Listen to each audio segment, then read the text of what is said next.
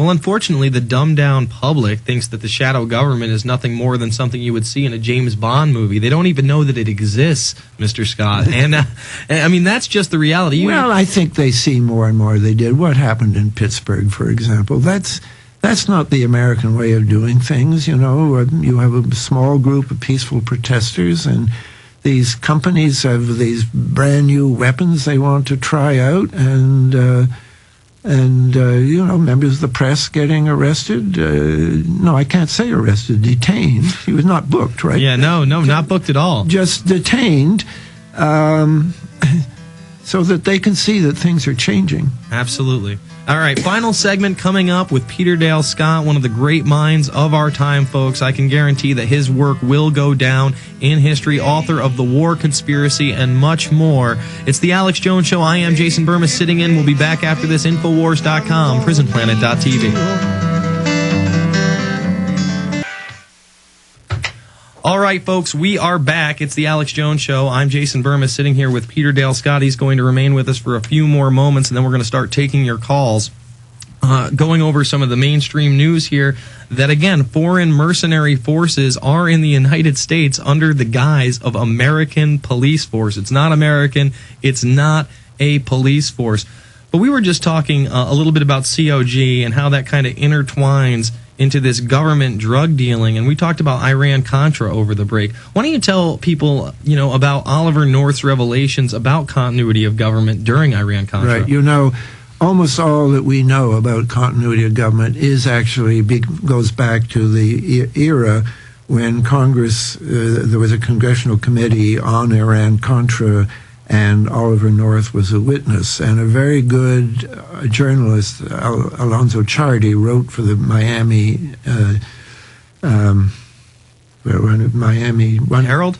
Yes, for the Miami Herald, an article where he described it in some detail as a plan for the suspension of the Constitution.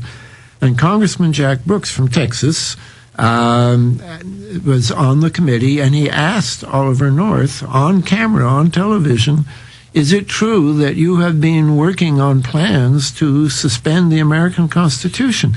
And the most amazing thing happened. The chairman of the committee, who was a Democrat, Senator Inouye, banged his gavel and said, oh, we can't go into that in an open session. We have to go into that in a secret session, thereby telling us all, in effect, that there was something there that was so sensitive that the American people couldn't hear about it.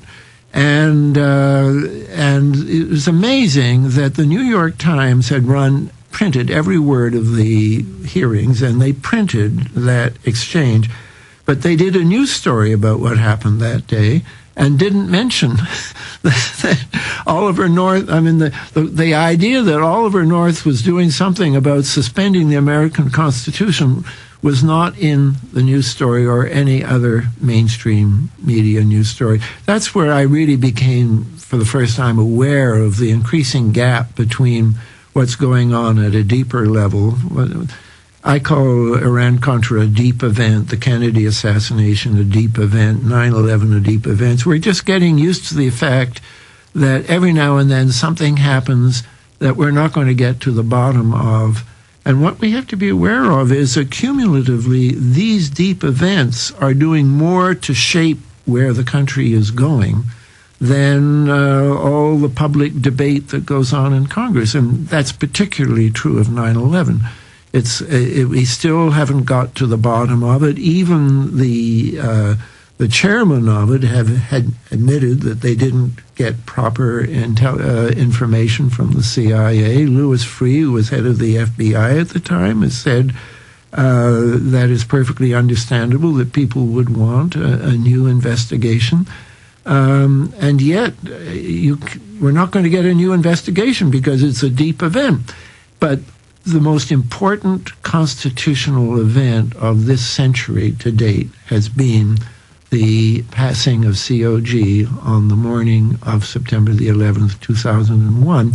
And it's barely reported anywhere. The 9/11 report says, yes, it happened, but we decided not to look into COG. They admit in their report that it did happen and that they didn't investigate it. It is shocking. Some other things that they've said, Lee Hamilton and Thomas Keane did a book, Without Precedent, where they admitted that, NORAD and the FAA just lied to them, and they said it was so far from the truth, we don't know why they said what they did.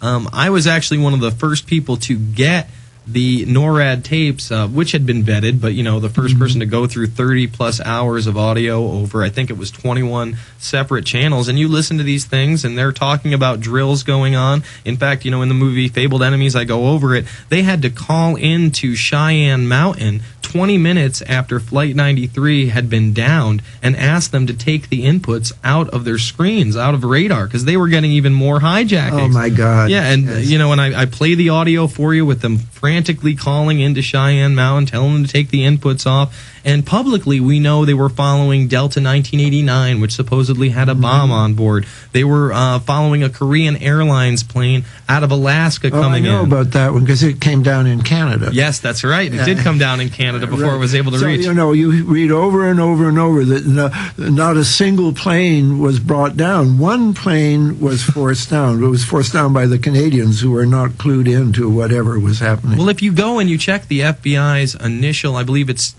Team 8 or Team 7, they've now released some documents where they admit, and they give you the tail numbers of not only the 4 hijacked planes, but 4 more that they thought were hijacked on the morning of 9/11. So we are so far from the truth on that very, very deep event, and it does warrant a new investigation, and I'm hoping that the people over at NYC CAN are able to, win their Supreme Court decision. Just getting it to the Supreme Court is almost a victory, and, shining the light in the darkness, and that's what you've been able to do so well. We're going to let you go because we got an extensive interview to do later on for my upcoming film, Invisible Empire. Thank you so much for your time. Thank you, Jason. It was a great pleasure to actually see you, just talk to you. Oh, excellent. Thank you so much. So we're going to go to your call. Reagan was elected to the presidency. He installed Louis Giuffrida as head of FEMA, the Federal Emergency Management Agency.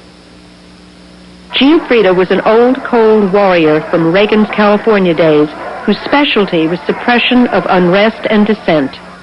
Giuffrida, North, and George Bush began to turn FEMA into an instrument of domestic anti-terrorism. You're dealing with a group of people in the Reagan administration who equated political dissent with treason and who cannot differentiate between emergency procedures, which I think everyone agrees are necessary, and suppressing political dissent. And with North and Poindexter and Casey, you had a group of people who saw Americans who disagree with them as the enemy. Colonel North, in your work at the NSC, were you not assigned at one time to work on plans for the continuity of government in the event of a major disaster? Mr. Chairman. I believe that question touches upon a highly sensitive and classified area, so may I request that you not touch upon that, sir.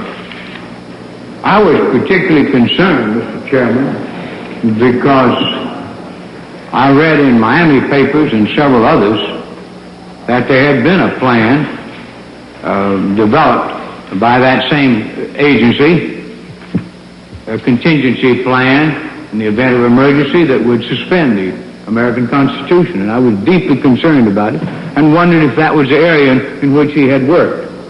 I believe that it was, but I wanted to get his confirmation. May I most respectfully request that that matter not be touched upon at this stage. If we wish to get into this, certain arrangements can be made for an executive session. And tragically, the only member who got close was Jack Brooks, and he was stopped by the chairman.